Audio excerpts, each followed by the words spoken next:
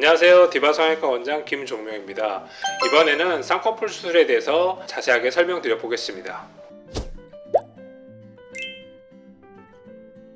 눈 성형의 방법은 크게 세 가지로 나뉘게 됩니다. 매몰법과 절개법, 그리고 두 방법의 절충안이라고 할 수 있는 부분 절개법이 바로 그것입니다. 많은 분들이 궁금해하는 매몰법과 절개법의 가장 큰 차이는 바로 피부 절개 여부입니다. 이로 인해서 부기, 출혈, 그리고 회복기간 여부가 결정될 수 있기 때문에 눈 성형 상담 환자는 대부분 매몰법으로 수술이 진행되기를 원하고 있습니다. 매몰법은 실을 이용해서 쌍꺼풀을 잡아주는 수술법입니다. 피부가 처지지 않은 경우, 그리고 피부가 너무 두껍지 않은 경우, 눈 위에 지방이 없는 경우에 추천드리고 있습니다. 하지만 그렇지 않은 경우에는 절개법으로 수술하는 것이 더 예후가 좋습니다.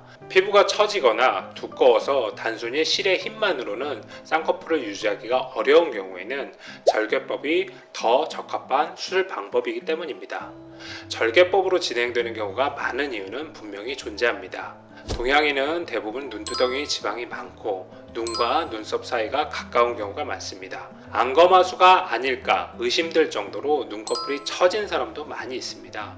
피부 절개를 통해 눈꺼풀과 근육, 지방층을 제거해주며 쌍꺼풀 수술을 진행해야 눈매 교정 효과를 얻을 수 있는데요. 이런 환자분들에게 환자가 원한다고 회복이 빠르다고 비용이 저렴해 수술 결심이 수월하다고 매몰법을 무작정 적용하는 것은 부작용의 원인이 될 수 있기 때문에 주의를 기울여야 합니다.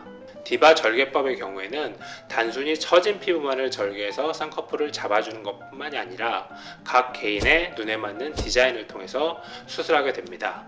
그로 인해 좀 더 나은 효과를 선물해 주게 됩니다. 그리고 단순히 쌍꺼풀을 만드는 것에서 그치는 것이 아니라 눈을 뜨는 근육과 쌍꺼풀을 같이 잡아주면서 눈 뜨는 힘을 강하게 하고 뚜렷한 눈매를 가지도록 할 수 있다는 차이점을 가지고 있습니다. 장점이 분명 있다고 해도 절개법으로 눈 수술을 하는 경우에는 수술 후 관리에 부담이 느껴질 수 있습니다. 절개법 수술 후 가장 중요한 것이 바로 부기와 흉 관리이기 때문입니다. 절개법은 아무래도 피부 전체를 절개하게 되므로 매몰법에 비해서 부기가 더 많이 발생할 수밖에 없습니다. 이 시기 동안에 어떻게 관리를 해주느냐에 따라서 쌍꺼풀 라인이 어떻게 자리 잡느냐, 얼마나 만족도 높은 눈매 교정 효과가 나타나느냐가 결정될 수 있기 때문에 매우 중요한 시기가 됩니다. 충분히 얼음찜질을 해주며 부기를 진정시키는 한편 눈이 피로하지 않게 하는 것이 중요합니다. 세안 시에도 자극을 하지 않도록 주의가 필요하며 눈을 세게 비비는 동작 역시 자제하는 것이 안전합니다. 수술 후 디바 성형외과에서는 혹시 생길지 모르는 염증 그리고 부기와 흉터에 대해서 수술 후에도 약물과 주사, 부기 관리를 같이 해드리고 있습니다. 눈 쪽을 잠깐 살펴보면 눈매가 평균보다 다소 처진 편이라는 사실을 확인할 수 있습니다. 몽고주름은 심하지 않은 케이스이긴 하지만 눈 사이 간격이 살짝 넓고 앞쪽이 답답한 느낌을 주는 형태의 눈을 가지고 있습니다. 환하고 시원한 눈매를 만들어 주기 위해서는 눈에 덮여있는 피부를 위쪽 방향으로 일부 없애주며 눈을 시원하고 뚜렷하게 만들어주는 위트임이 좀 더 효과적인 케이스였습니다. 살짝 처져 있으면서 눈 위쪽 눈두덩이에 지방이 약간 튀어나온 형태를 보이고 있습니다. 하지만 이 환자는 다행스럽게도 눈 자체의 피부는 두껍지 않아 쌍꺼풀이 비교적 무난하게 잘 잡히는 형태를 지니고 있어서 좀 더 드라마틱한 효과를 나타낼 수 있었습니다.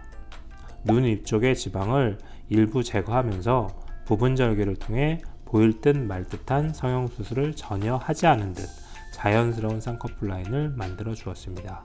그와 동시에 눈 안쪽의 근육을 잡아주는 눈매 교정을 함께해서 눈의 크기를 확대시켜 주어 좀 더 시원함을 돋보이게 해주었습니다.